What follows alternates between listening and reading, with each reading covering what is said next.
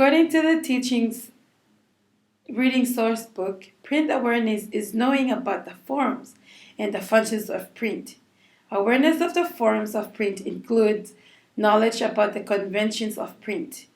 When students know about print awareness, they know how to handle a book, where on a page to begin reading, and a difference between a word and a letter.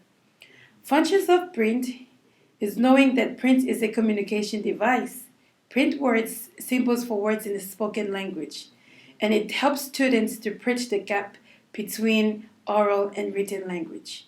When they are familiar with part in their everyday environment, they will understand that the functions of print differs according to its purpose or use in different text forms.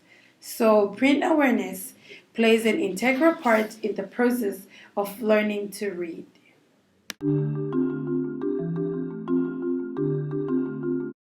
We can incorporate the concept of print awareness very easily into our own classrooms. One of the ways of doing so is a technique called a read aloud or shared storytelling.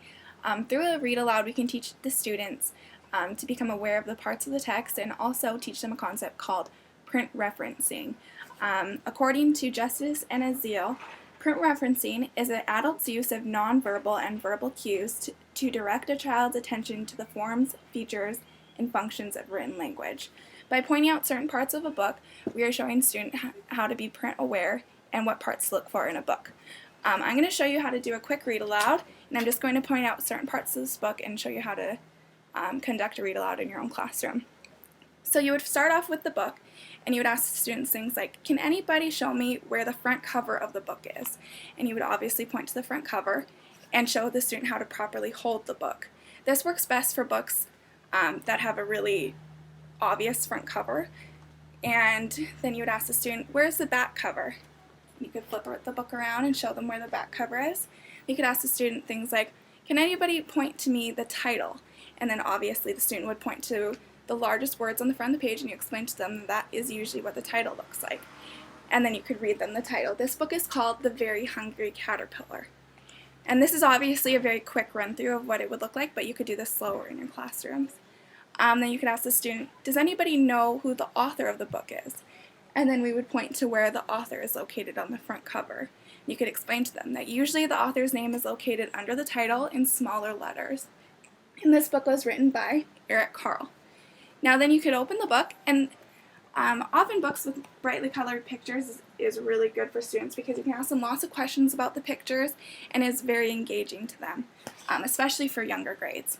So then going through the book, you would start reading and say, asking them questions along the way. So this book starts off by saying, in the light of the moon, a little egg lay on a leaf. Now you could ask them questions like, who do you think is the author of this book? Who is telling the story? And then the students can make observations and guesses as to what they think is going to happen further on in the book. As you keep going through the book, you can keep reading, so I'll read this page. One Sunday morning, the warm sun came up, and pop, out of the egg came a tiny and very hungry caterpillar. And during parts like this, you can reference the pictures, like, can everybody point to me where the very hungry caterpillar is? Pointing to the caterpillar, looking at the sun, and things like that. As the students read along with you and reference the text, they will also observe how you hold the book, how you read from left to right, and how to flip a page accurately. Although these seem like very juvenile things, these are things that are very important to print awareness and to print referencing that a child needs to learn. So that's just a very quick run through of how to do a read aloud with your students, and I hope you try it. Thank you.